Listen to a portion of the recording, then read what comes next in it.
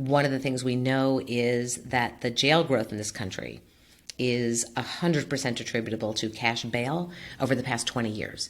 So jail growth from one end of the country to the next has been because we have been increasingly holding more and more people in jail pre-trial because they can't pay bail. On any given day, about 500,000 people are locked in jail, but not yet convicted of any crime. The most common reason, by far, is an inability to pay cash bail. It's the main driver of mass incarceration. What is cash bail? How should it work in theory? And how does it work in practice? Today we're talking with Robin Steinberg. She's the founder of the Bail Project, a nonprofit that advocates reforms to curb mass incarceration. We discuss her early days as a public defender, what bail looks like in the court trenches, and how policy choices today could make the future of criminal justice better or worse tomorrow. I wouldn't let Robin leave the studio before answering all of my questions, and no reforms needed to that policy. Welcome to 30,000 Leagues. Robin, welcome to the podcast. Thank you for having me. I'm curious why you decided to become a public defender. You know, I went to law school thinking I was going to do women's rights litigation. And I was very much captured in the moment of the civil rights movement and the wave of feminism that was sweeping the country and some of the issues that we were battling over. And I went to law school thinking that's what I was going to do. And in my second year of law school, I wound up working with women in prison in Bedford Hills Correctional Facility, which is the maximum security prison in New York for women. And over the course of that year, as part of that clinical program in law school, I began to really get to know the women I was working with fairly intimately. I heard their stories. I carry their stories with me still. And they talked a lot about the criminal legal system and their experience in it and how they felt railroaded by it and it was unfair. And everybody was from low-income communities. Almost all the women that I met with and worked with were women of color.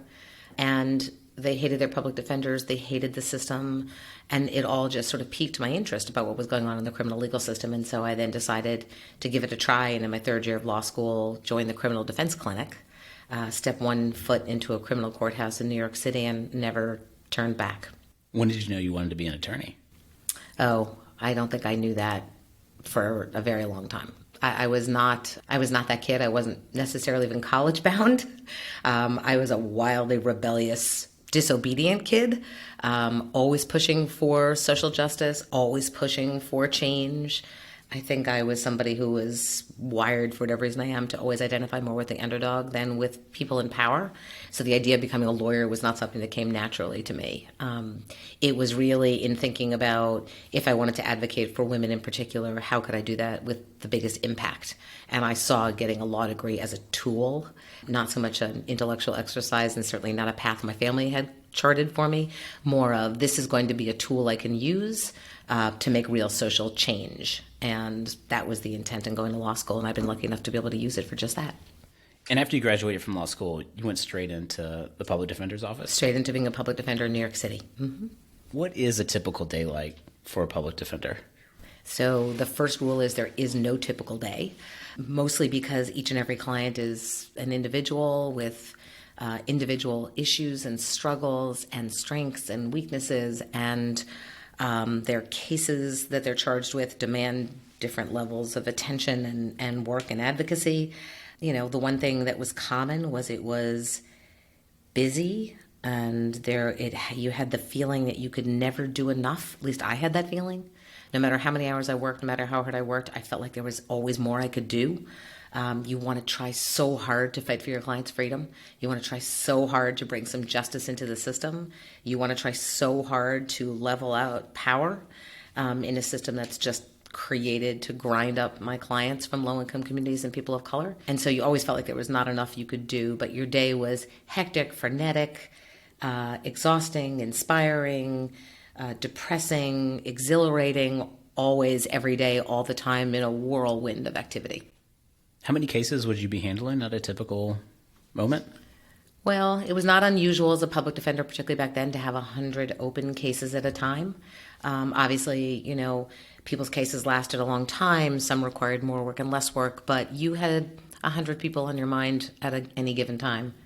And on any given day, how many would you typically kind of put your hands on? It depends what you were doing, but easily 10. 10 or so. Mm-hmm. You could do that easily in a day. That's a lot. It's a lot. Do you have any early cases that you worked on that have stuck with you over time? I remember most the case I did when I was in the clinic my third year in law school, because it was a teenager who had borrowed a car for a joyride, and he was charged with actually stealing the car, although that wasn't the intent.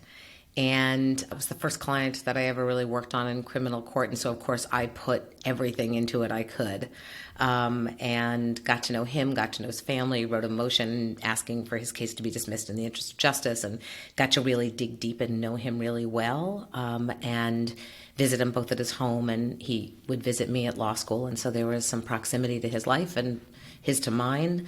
And over the course of that case, the case ultimately got dismissed. So, of course, you love to remember the victories, even though the reality is you remember most of your losses much more than the victory. But that first case really made me understand how important it was to get to know your client in a very broad and very deep way, because the closer you got, the better advocate you could be. So I want to get to talking about the Bail Project, which you're the CEO and the founder of. But maybe to set the stage a little bit, could you give us kind of a Bail 101?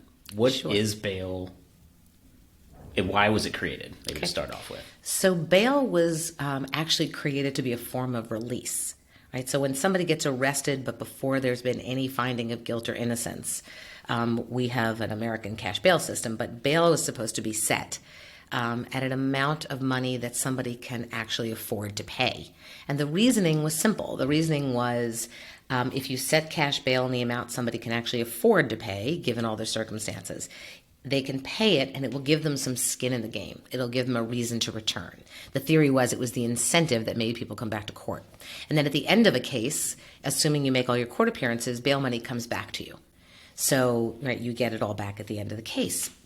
That's what bail was intended to do. The reality is, in America, the cash bail system grew as our prisons and jails did, as our criminal legal system did, as our police forces did, grew to become an amount of money that gets set in a pretty rote way. In some jurisdictions, it's literally a bail schedule, so it has nothing to do with your individual ability to pay. And bail became completely unaffordable for most people. And most people coming into the state-level criminal legal system are from low-income communities.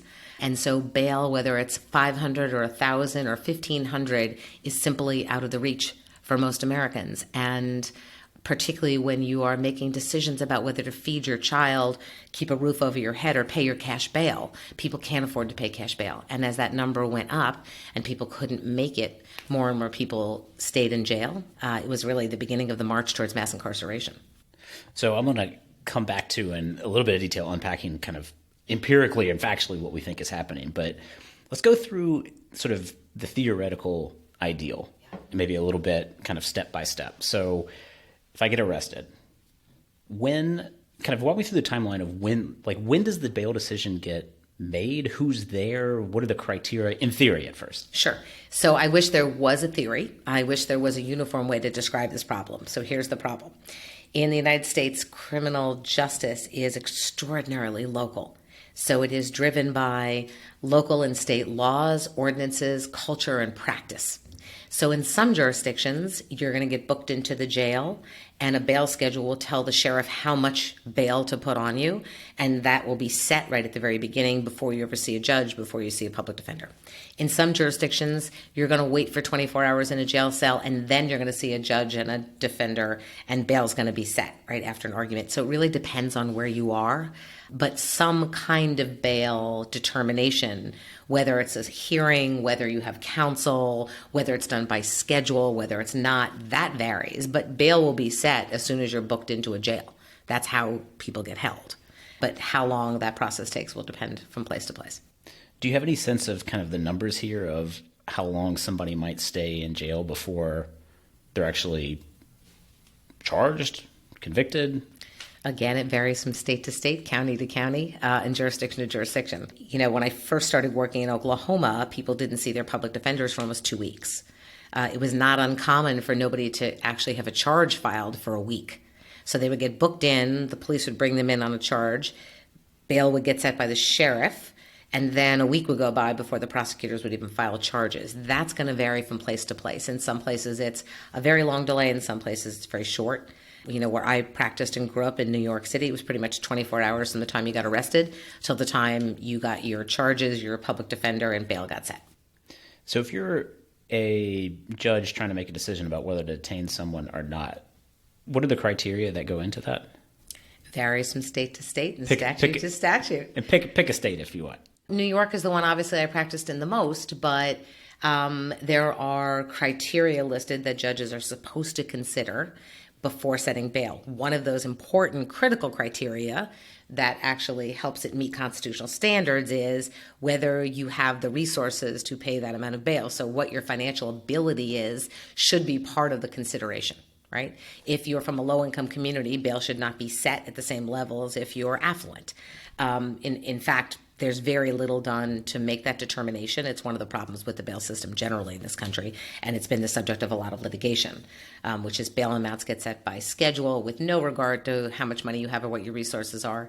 Judges will also look at your previous history and whether you've got a history of coming back to court, not coming back to court. They may look at the seriousness of the charge in determining what the bail is. They will look at a variety of factors. And is the theory that something like how serious the crime is supposed to be related to how likely somebody is to show back up in court? Yeah, so depending on where you are in New York, which explicitly rejects dangerousness as one of the criteria for considering bail, there is a belief that the more serious the case, the more likely you're going to be to avoid prosecution. I don't think there's any evidence or data to bear that out.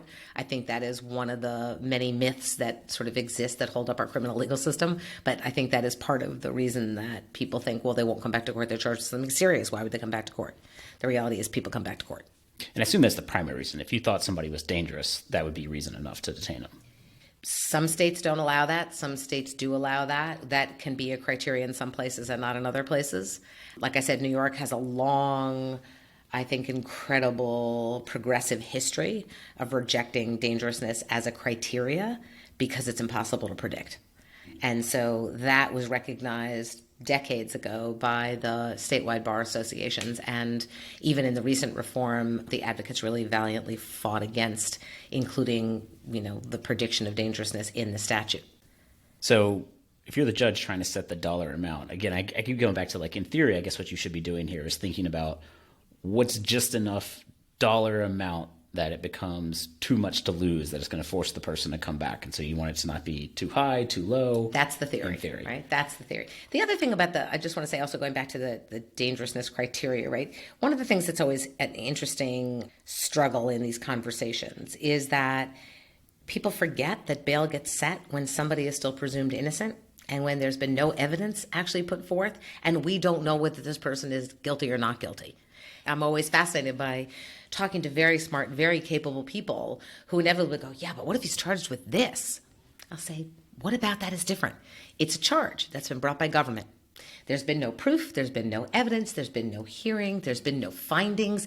It is just a charge which really does not have any legal significance other than you have been arrested and charged. Whether you're guilty or innocent is yet to be seen. And in this country, we have a really, really deep understanding at this point of how many people have been sent to prison and jails who are not guilty. And so I'm always reminding people that when you're having a conversation about bail, you were talking about a process that's happening before there has been a finding of guilt. And quite possibly, there is no finding of guilt to be had. And if I'm right about this, a lot of the statutes are supposed to have the judges take into account whether the individual is able to pay the bail, at least in theory. In theory, there's supposed to be some attention paid to the financial ability of somebody to pay bail. Ideally, how would you go about figuring that out? I think that the defense lawyers can bring facts forward that would indicate where somebody's financial resources are. You can imagine different strategies for this, right? If somebody is receiving public assistance, for example, you can pretty much guarantee that they are indigent and living on the margins and in poverty. If people are receiving public benefits, right? If people have substantial debt, there are things that you can really think about to calculate what somebody's ability to pay is. But the whole thing is premised on the idea that the money is what makes people come back to court. And that's where the mythology, right, it begins and ends. Actually, it's not money that makes people come back to court, even though I understand why it has an intuitive ring of truth to it. It simply is not borne out by the data. Why do you think people do go back to court? Most people come back to court because they're required to do so. Most people come back to court because they respect the process.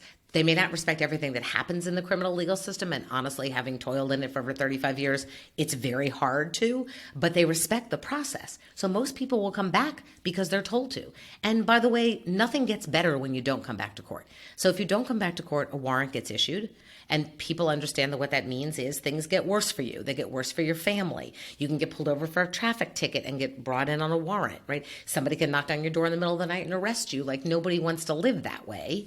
It just makes it harder. It makes your case more difficult. It makes you more vulnerable. So people come back to court because they respect the process.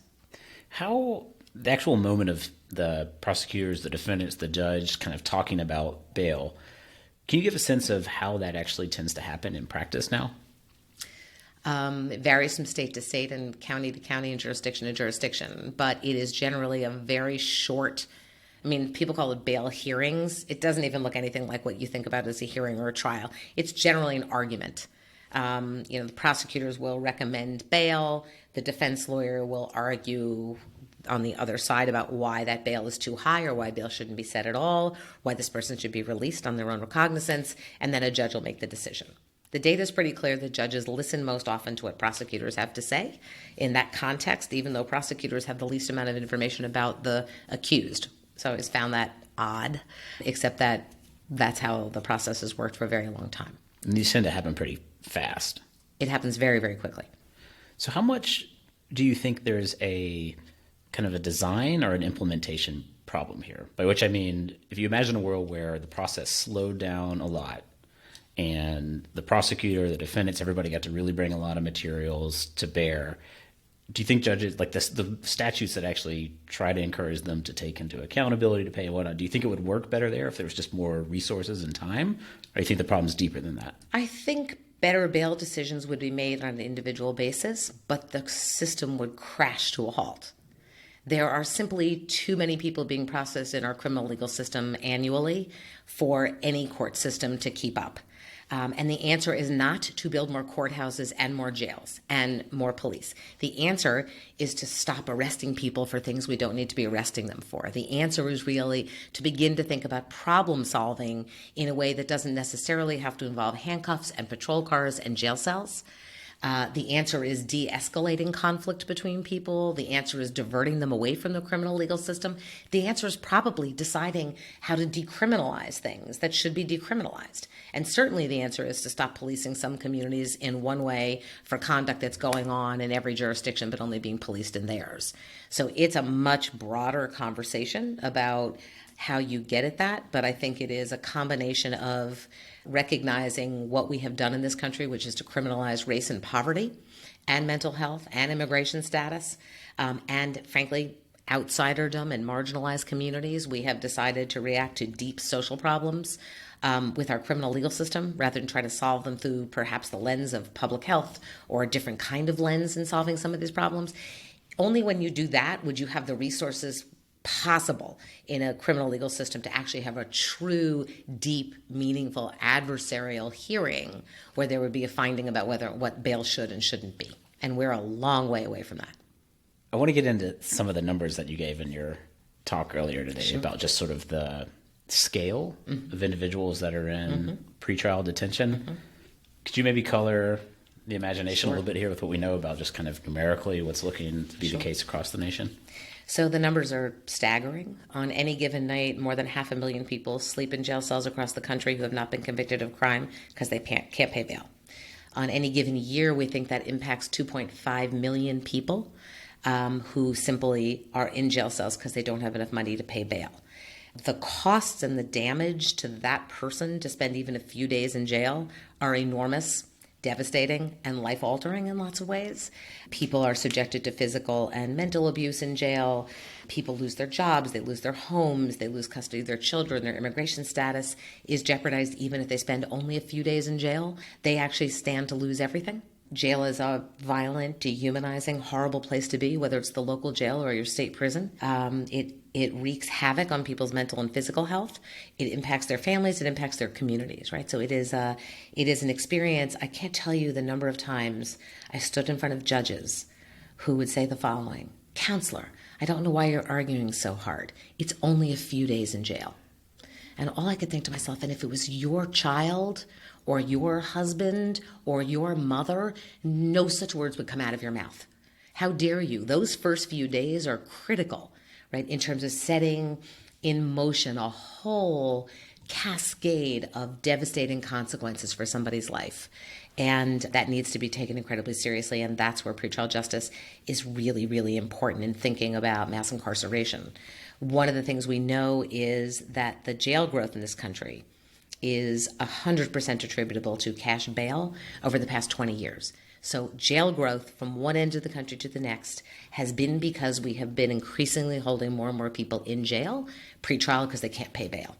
So any jail you look at in the country, usually it's about 70% of people, could be slightly less, could be more, that are being held in those local jails because they don't have enough money to pay bail, not because they've been convicted and not because they're doing a sentence. That's the scope and the depth of this problem. I assume this is costing a lot of money, too. Costs American taxpayers about $14 billion a year to house people in jail cells who can't pay their bail. If you add in the collateral costs of that, cost foster care, eviction, shelters, all the things that you can think about that get caused by pretrial detention, the estimates are it's as high as $140 billion a year that American taxpayers are footing to hold people in jail cells on pretrial detention on bail. So let's talk about the Bail Project now. Okay. What is the Bail Project? So it is a not-for-profit national organization where we are trying to combat mass incarceration one bail at a time and also through working towards long-term systemic change. So the organization has really two components. One is the direct service component, which is we are paying bails for people across the country in various jurisdictions that we choose when they don't have enough money to pay bail, and then working to support them through the process, notify them of their new court dates, and all the while tracking the data to understand what are the different life outcomes that happen for people in case outcomes when they're out of jail versus in jail. And the intent of that is to help move along with our partners on the ground and other advocacy groups and grassroots organizations that are doing this work to help add momentum to bail reform. And to eventually move all in the same direction towards ending unaffordable cash bail in America. That we think can be done, by collecting data at a national level to inform policymakers and decision makers and local elected officials about what pretrial justice could look like. But it also is the direct service part of the organization is a lifeline to people stuck in jail cells. Because while we're all sitting around trying to figure out what the system ought to look like, what the most effective, efficient, and humane pretrial justice system should look like, there are people literally sitting in jail cells right now. And they shouldn't be asked to wait while we figure this out and what the long-term strategy for systemic change should be. So take me back. Let's say we're in the Bronx. Sure. I get arrested. I'm in jail. And you're going to send someone on your staff to disrupt the bail process for me. Walk me through, how does that really work? So somebody on the team, which will consist of people from local jurisdictions who know the jurisdiction well, and have generally been involved in community-based change-making, either organizations or campaigns already in the criminal legal system. Those local folks will get a referral from the public defender's office or from a community member. They will go to the jail. They'll meet with the client. They'll interview the client. They will try to ascertain what the contact information is. Is there a way to notify them about their next court dates? They'll unpack a little bit, where they're living and where their roots in the community are. And the bail disruptor will make a decision about whether or not this is somebody that we can pay bail for. Well, give a sense of how much bails usually are. I know it's going to vary a lot, but for a lot of folks might have no intuitions at all. Sure. So we have paid bail for people at a $500 level, a $1,000 level, $2,500, depending on the circumstances, the jurisdiction, and what we think the roots in the community are. Sometimes we've actually paid bail along in partnership with other organizations or family members. where everybody puts some of the bail money in together. Communities have been doing that for generations for their loved ones. That is nothing new, right? Churches have been holding barbecues to raise money for bail for people. Not-for-profit and social justice organizations have been raising money for bail funds for a very, very long time for particular political actions, right? Or in response to particular things. The thing that's about our fund is that it's a revolving bail fund, right? And so we really think about not lasting forever, because our goal is to put ourselves out of business, but to really think about how do we sustain this fund. And the only way you sustain the fund, because the money comes back at the end of the case, is to make sure your clients come back to court. You can only make sure they're going to come back to court if there's a way to notify them about their next court date. So that becomes a critical part of the equation. Do you have a way for us to notify you? Are we going to be able to get you your next court date and remind you about when it's time to come? People's cases can pend in the legal system for weeks or months or years. And so to expect everybody to be able to remember their court dates without those frequent reminders is a little bit like asking, me to remember my next dental cleaning appointment, which I couldn't tell you what it is, even though I know I set it up. And you also help with things like actually getting to court, childcare. Can you say a little bit more about the other types of support services? So once a bail disruptor has identified somebody that we can pay bail for, and we have a way to notify them about their court dates and contact them, they will also work with them during the pendency of the case should obstacles arise that might prevent them from coming back to court. So in lots of jurisdictions, particularly rural jurisdictions, we see transportation being an enormous obstacle. It may be somebody's experienced a health crisis. It may be somebody's having a daycare problem and they don't have any place to put their kids when they have a court date. The bail disruptor becomes that person they can notify, and then the bail disruptor really gets to work trying to solve that problem with them and figure out a way to sort of get rid of the obstacle that might prevent them from coming back to court. And on the cash part of this, to go back to that for half a second, let's say the bail that gets set for me is $10,000. I'm not usually having to pay the full $10,000, right? I mean, isn't this where the bail bond industry and other things come into motion to pay only a fraction of that? So we are not part of the bail bond industry, and we are a not-for-profit. The bail bond industry is a for-profit business entity that sets out to make profit off the American cash bail system. So in some jurisdictions, we would have to pay the whole amount, not the 10%, because we are not bondsmen. And so that we're very clear about that. In some jurisdictions, you as a not-for-profit bail fund or actually somebody who's a resident can actually pay 10%. So again, that varies from place to place. And this is a place where, at least I didn't have like great intuition to this before, but reading studies, like there was one out in Philadelphia, I think, that had bails that even like $500 or so, that the percent that was being asked to pay 10% was like $50, and that was more than vast swaths of individuals could pay. Yeah, it may as well be 500, it may as well be 5,000, it may as well be 5 million for lots and lots and lots of Americans. I think that is a fact that is lost on judges often. That when they're setting bail, they're setting it from their perspective, which is, oh, what's the big deal? It's $500, it's $1,000. You're talking about people who are living in under-resourced communities, who are often living on the edge and in poverty, and they have to make decisions about whether they're going to buy food for their children, keep a roof over their head, right, or pay their cash bail money. And so people will not use their money for that, and they'll sit in jail rather than lose their home or feed their children. So it sounds like when you're interviewing individuals to make a decision about whether to use the bail fund on them or not, you're doing a lot of vetting around whether they're likely to show up again. I mean, it seems like you're getting a little bit more space and details to know whether someone's likely to come back. I'm curious your thoughts on, let's just say you got rid of cash bail altogether. So you start to now have the population that don't meet those features of having good locations to remind them and things like that. What do you think about for that failure to appear rate? Do you think this is something that's going to get notably worse? I think if you have effective court reminders and you have a way for people to reach out should they have an obstacle, I think you'll still see the overwhelming majority of people coming back to court. New York City is a really great example. New York City has continually decarcerated more and more and more and more people.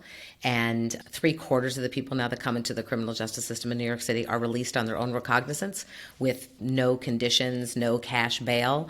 And I believe the return rates at last measure where 86% of people came back to their court dates. So that's a pretty good return rate.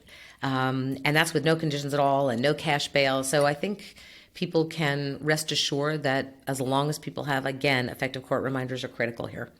and support, and connection to services. So the other thing we didn't really talk about is, our bail disruptors will work with clients to connect them to necessary services should they need them. So if we have a client who's getting out of jail who we may have a way to contact, but they don't have stable housing, they are going to need referrals, right, to ways to find stable housing. That may be for the night to find out where the nearest shelter is. It may be a way to go to a legal service organization and ask for help getting back into housing. It may be helping with a public housing application, but there are other services that clients need.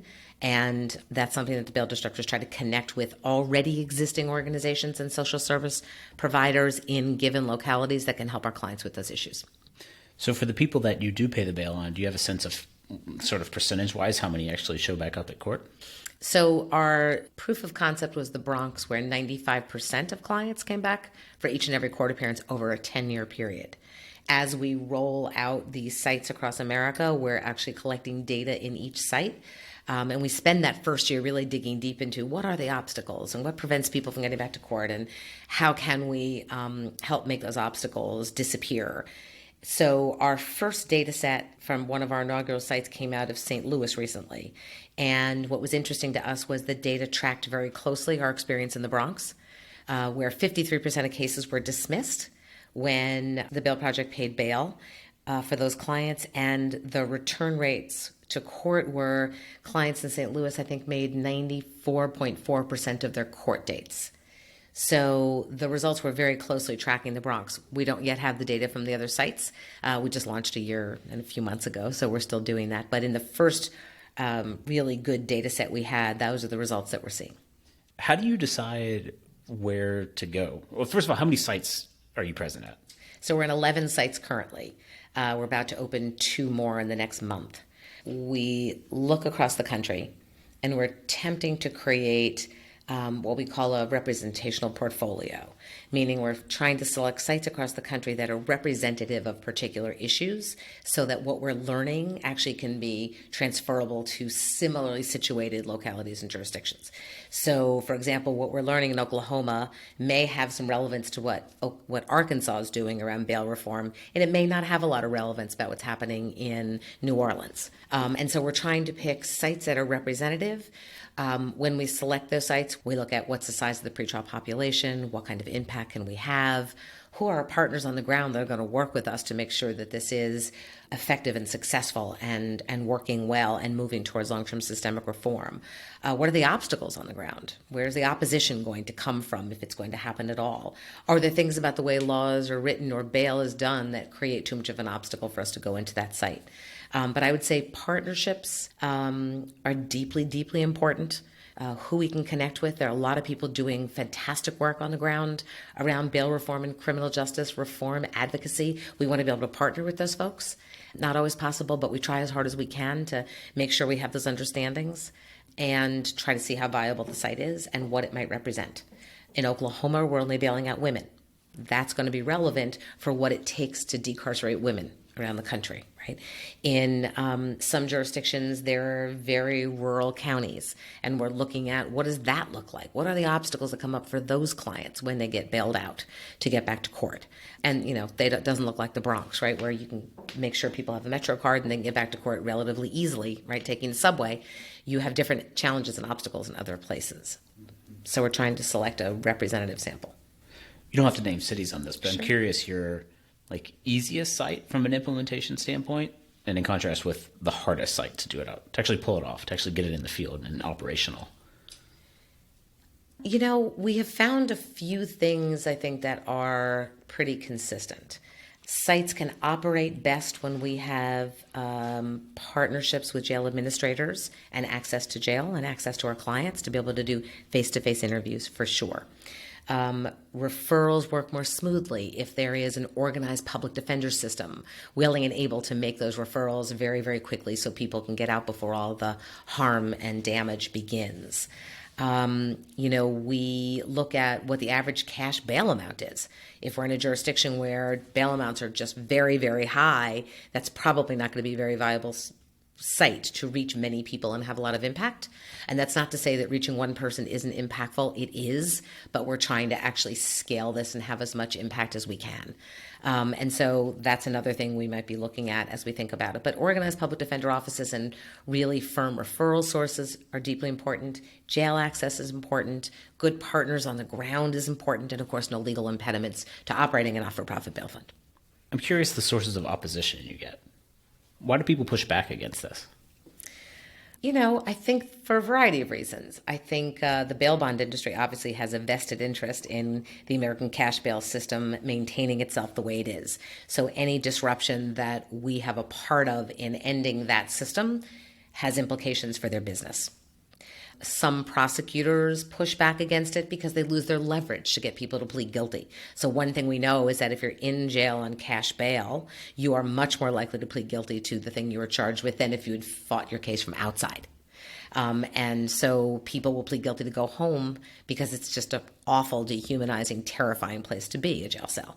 And so people will get an offer, if he pleads guilty, counselor, he can go home today. Almost everybody will plead guilty whether they did it or not. So prosecutors lose that leverage. But, we haven't seen, mostly people are curious to see what we're learning. And that's been really great, is people are interested in what we're learning, interested in what we're seeing, trying to understand how they might move bail reform forward in their local jurisdictions. And it's going to vary from place to place. It's going to look different from place to place. But certainly what we're learning and what we're sharing around the data and the human stories and the direct service work we're doing is helping people in jurisdictions want to move bail reform forward who do. What's happening in the Bronx today? So New York State just passed statewide bail reform. I have to say that if you had asked me, in 2007 when we started paying bails at the Bronx Freedom Fund, whether I expected that to happen, I did not. But we are delighted to see that New York has really stepped out in front and passed statewide bail reform that virtually eliminates cash bail for almost every misdemeanor and nonviolent felony charges. You just get released. Under various different kinds of conditions, but cash bail is not the mechanism of release that is permissible as of January 2020. So we're excited about that. We think that's going to lead to more and more decarceration. I mean, look, New York City has been decarcerating for years now. They are not only one of the most decarcerated cities, but they're one of the safest cities, which is the point that I think people really need to be reminded of, which is that the evidence so far, the data so far, is that while sometimes bad things happen and there's an exception, the majority of the data in the sites around the country show that crime rates don't go up when you decarcerate more people. In fact, the evidence is very compelling, and the data shows that if you hold somebody in pretrial detention, they're 30% more likely to commit a crime when they get out than if they hadn't been held in at all. So pretrial detention actually causes crime, which I think is counterintuitive for a lot of people. And instead, what the data is really showing, I think led New York City to do such progressive, widespread reform was the recognition that jail is doing more harm than good, that jail itself was creating more crime, and that cash bail, the idea that our bail system is built on the idea that cash is what motivates you to come back to court, is a myth. And that myth needed to be deconstructed. And so cash bail needs to be eliminated. And they got not all the way there, but they got close. And so it will be wonderful as they collect data that I'm sure is going to continue to prove the point that you can decarcerate people and you can allow them to go back to their communities and their families and their jobs and their lives and their homes. And not only will crime rates not go up on aggregate, they will probably go down. And why do you think they didn't get all the way? So crime is one of those things that or the fear of crime can turn even the most progressive person into a very conservative person very quickly. And that's really about our ideas about who's in jail and what they're capable of. It's definitely deeply racialized. Our racial disparities in our criminal legal system from the beginning of the system to the end of the system are appalling and shocking, and they are present in every stage of our criminal legal system: arrest, bail setting, sentencing, reentry, probation, parole violations. I mean, it is everywhere, and we have to really grapple with that. And when you begin to understand that, you begin to understand this narrative of fear that has been burnished by a lot of people who have vested interest in keeping the legal system at the size that it is. You have a narrative of fear that unfortunately our media has stoked for years. And that's not just the sort of press reporting on, the scary crime, the bad crime, the sensational crime. They'll report on that, but they won't report on the 10,000 people that got released from jail in a given locality where no new crime happened. But the one case, the one person that returns to the community, right, and creates another violent crime in that community, all the attention goes there, and there's very little balancing of the data. We like to legislate around the exception when it comes to this issue. And I think that comes from for a lot of different reasons, but legislating around the exception is a terrible way to create policy. I understand that on an emotional level, but when you're creating policy and laws and you're engaging with a system that is supposed to hold up our fundamental values, it's important that rational thought and data control how we move forward. Rather than focusing on the exceptional, the scary, the thing that nobody wants to think about, and that happens occasionally, but very rarely happens. And I talk about this all the time. We take calculated risks in our lives all the time, except when it comes to the criminal legal system, where we seem to be willing to legislate around the exception, and we seem to be willing to give into our ideas about fear. And unless we begin to unpack that and grapple with what are we afraid of? Marginalized community, people of color, low-income people. What are we afraid of? Why are we afraid of them? Who has burnished that idea in our head that there is fear that we should have, instead of shifting our lens from isolation and punishment to what do you need and how can we help? When we do that shift, we'll begin to get at some of those answers. And frankly, the ways we define crime. Crime happens all the time everywhere. It happens on Wall Street, right? It happens every day across this country, and we don't police it. We don't send people to jails and prisons. We come up with different solutions. And it's about time, and I think as we're reckoning with what our criminal legal system has done, that we really begin to think about a different way to have restorative justice in this country, a different way to heal communities that have been most impacted and destroyed by the criminal legal system, a way to support individuals that have been through the system who are going to need all sorts of supports because of what the system's done to them and their families and their communities. And I think we're at a moment where we're finally grappling with those bigger questions about how we define crime and who enforces crime and what the sentences look like and who we're targeting and why. And I think underbedding that is obviously economic inequity and, frankly, structural racism that has persisted in this country since before slavery.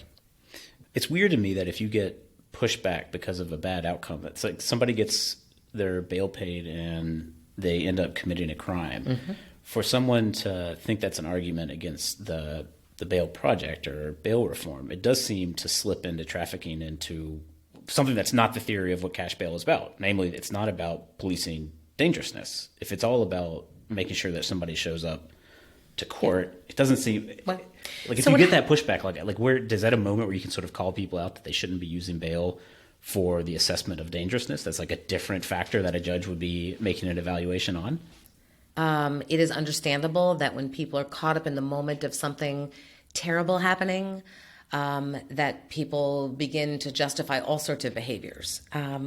It's important, I think, that all of us try really, really hard not to let that happen and to take a breath and to remind ourselves that when something terrible happens, it doesn't justify then doing something else terrible, right? And when I think about this, I think about it this way. If we focus on the exception, we're going to legislate around it. If we focus on the exception, we're going to lose the bigger picture and the kinds of injustices and damage that gets done to people in very large numbers every day.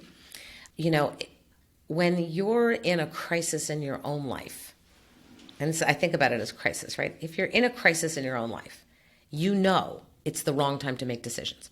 It's just the wrong time to make decisions. You're in a swirl of emotion.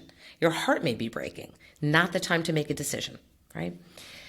We seem to lose that. And I understand people that are impacted by something terrible that might happen, that we can't expect them to not get swept up in that emotion of that moment and the heartbreak that they're experiencing.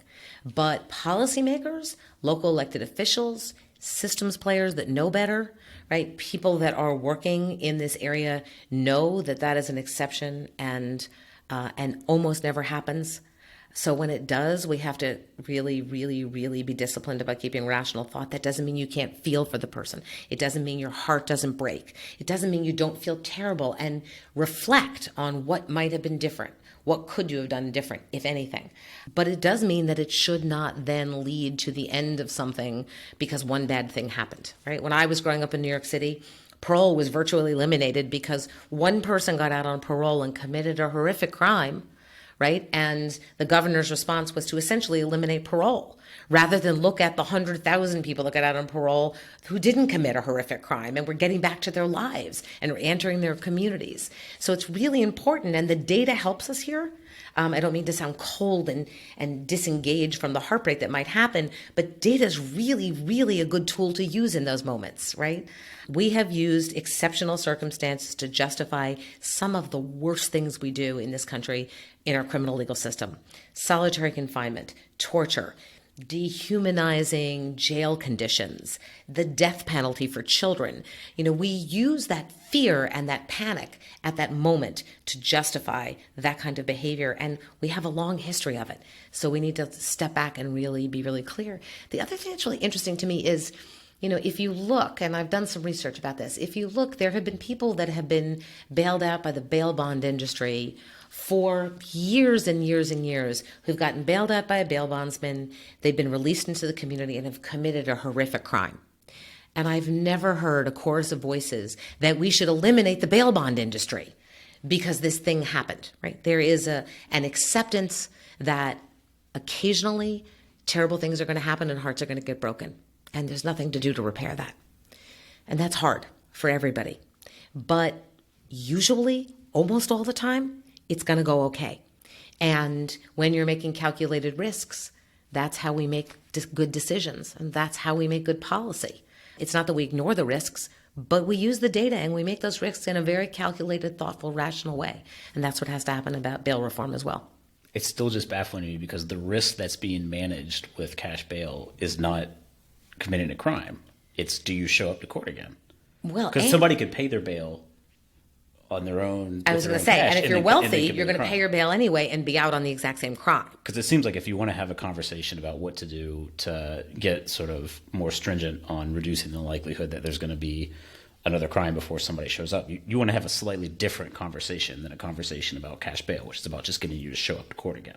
For sure. And also, it's interesting to me when you watch that conversation happening and you want to sort of say, well, that philanthropic organization shouldn't have paid that person's bail, right? When all along somebody charged with the exact same crime and the exact same allegations who had money in their bank account could pay their bail.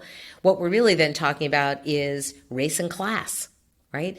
If philanthropic dollars are being used to bail people out, right, and you don't agree with that, then it shouldn't actually hold for somebody who has money in their bank account either. And yet the outcry is very unique and very specific, and I do think that undergirding it is sort of our fear of poor people, our fear of people of color, our fear of the other, our fear of marginalized communities, our fear of people that don't look like us or speak like us, or even that we think might not. I mean, one of the things I've been raising recently is, people think the criminal legal system doesn't touch them. And so it's those people. I don't have to worry about this. I don't have to think about this. And one of the things I say is, number one, you should care because what goes on in our criminal legal system implicates every one of us, right? What the values are, how we treat people, how we treat people in our community that are marginalized or even despised is a reflection on our values as humans.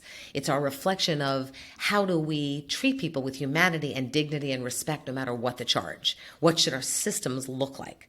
But the other thing is that people, I think, mistakenly think that the criminal legal system doesn't touch anybody they know. And I promise you that if they ask the right questions and dig deep enough, they know people who've been impacted by the criminal legal system because its reach has gone so wide and so far in this country that the new data released this year is that 1 out of 2 American families have had an immediate family member locked into a jail cell at some point. 1 out of 2, which means the person sitting next to you that you think was never touched by the criminal legal system may be. That's not to say that communities of color and low-income communities and marginalized communities are not targeted by the criminal legal system. Disproportionately, they are 100%. But it has a far bigger reach than most people think. So be careful about that, because it could affect your family too. When it comes to cash bail, what questions do you wish that you knew the answer to or had more data on? What should we be doing more research on? Wow. I think, when we think about, again, well, that's a hard question. I wish that we had data that was able to actually show the damage that gets done to people held in jail and pretrial detention in much more specific and deep ways. And that when a judge has to make a decision about whether or not they're setting bail, that consideration should be part of the equation. I don't think that gets nearly enough attention. I don't think judges are not required to pay attention to it. And I think before bail gets set, assuming I can't eliminate cash bail tomorrow, judges ought to be required through some mandate of some sort to analyze not just what they think the likelihood is that somebody will return to court, or even the likelihood somebody is going to get rearrested, which in some jurisdictions is allowable, but they should have to look at what is the potential damage to this person and this person's family and this person's community if I do hold them in.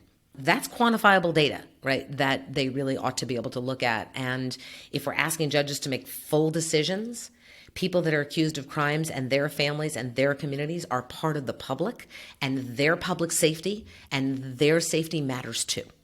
And that should be measured if you're going to measure it. Can you talk a little bit more about the holistic defense model? Sure. So in 1997, along with a bunch of colleagues, I started an organization called the Bronx Defenders. And what we did was we really grew and developed a particular model of what we call holistic defense that recognized that when somebody is arrested, an arrest is never just an arrest. What an arrest can do, even a minor arrest, is that it can explode somebody's life in all sorts of ways. Certainly when bail gets set, we've already talked about how that might explode somebody's life. But coming into the criminal legal system, even with a minor criminal charge, can implicate your public housing, federal financial aid to go to school, your ability to have certain kinds of jobs or jobs at all. And it has a bunch of collateral consequences, right, to being in the system at all that we don't look at enough as public defenders. And public defenders have been trained traditionally to just look at the criminal charge, defend the person against the criminal charge, beat the criminal charge or plead guilty or go to trial. But with the holistic defense model data, what we developed at the Bronx Defenders was a very broad way to ask the questions and identify those areas of impact a client might actually have to deal with, and to then provide advocates who work in interdisciplinary teams to address all those issues, to protect against those things from happening. It's not that different than the way I think about bail, right? We think about the bail project as stopping incarceration before it begins and stopping those consequences before they happen. Very much like holistic defense was about getting in deep and looking at both what the social service needs are of a client, what services we can provide them with, but also really looking at where are the areas of impact that this person might have to deal with based on even a minor criminal arrest, and then getting advocates in place very early on to guard against them, to make sure that people's lives stay as stable as they can going through a system like the criminal legal system that's so destabilizing. Anything you were hoping we talk about that we haven't yet? So there's a relatively popular outcry out there in the field these days about dismantling the system. And I'm all about dismantling the system. There is virtually no stage in the criminal legal system, from arrest all the way to reentry, that does not need to be dismantled and reimagined. What's really important for us to recognize, though, is that if we're not vigilant and we're not careful and we're not analytic and we're not rational, what we will do is we will likely create new systems that will recreate the same kind of racial disparities and economic inequities we see in the current one. What do I mean by that? Well, when you dismantle something, you leave a void. And what systems will do, just by virtue of the fact that they're systems, is they'll recreate themselves if you're not really careful. And there's lots of vested interests, by the way, in keeping systems the way they are and the size they are. So if you create a vacuum by doing away with cash bail, we really need to get to work re-envisioning what a humane and just pretrial system ought to look like. Or we're going to wind up with new systems of oppression and surveillance that will inevitably fall on the backs of poor people and people of color. So when you think about that, you can think about electronic monitoring being one of these things. You put an ankle bracelet on somebody, you charge them to set it up, you charge them as their case pens on a monthly fee.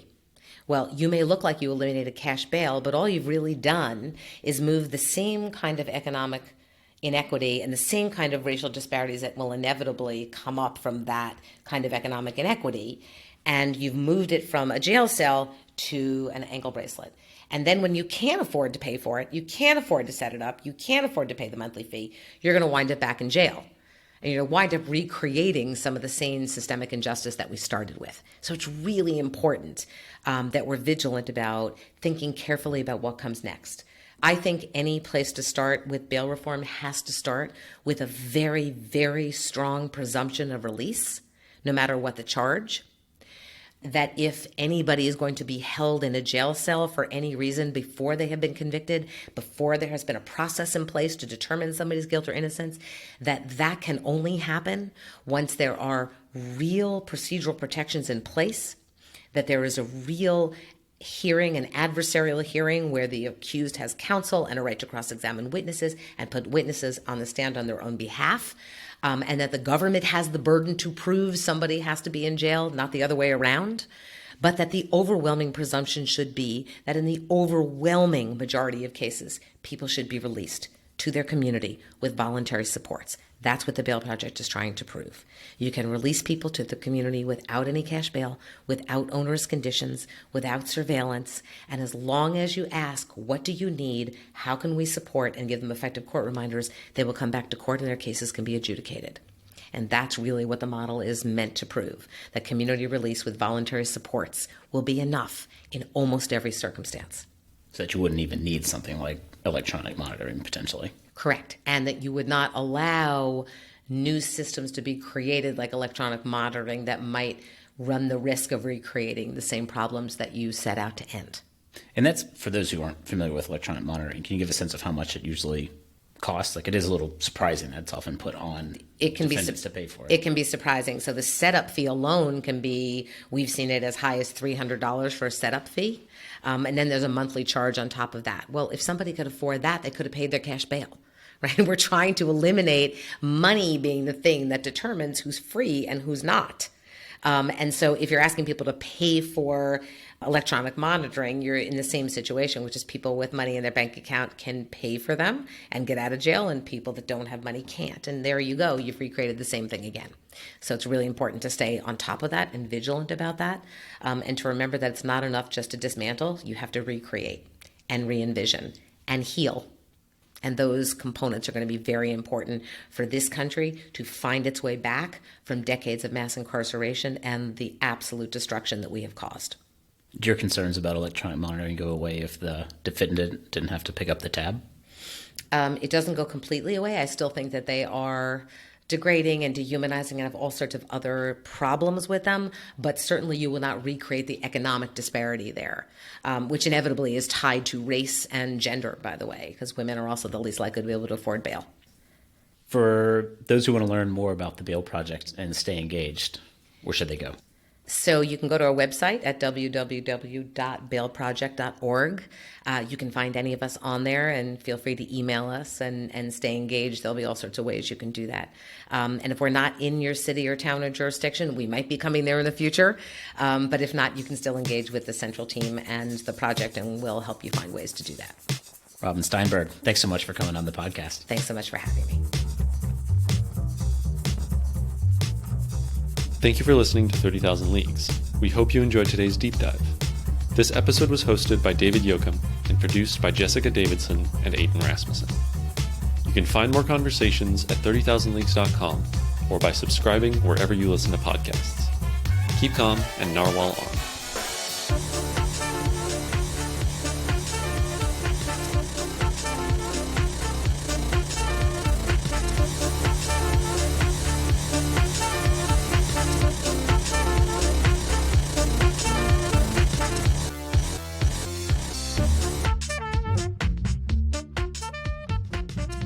If I can tell you the number of people that have come up to me and said, I think I can solve this problem with an app.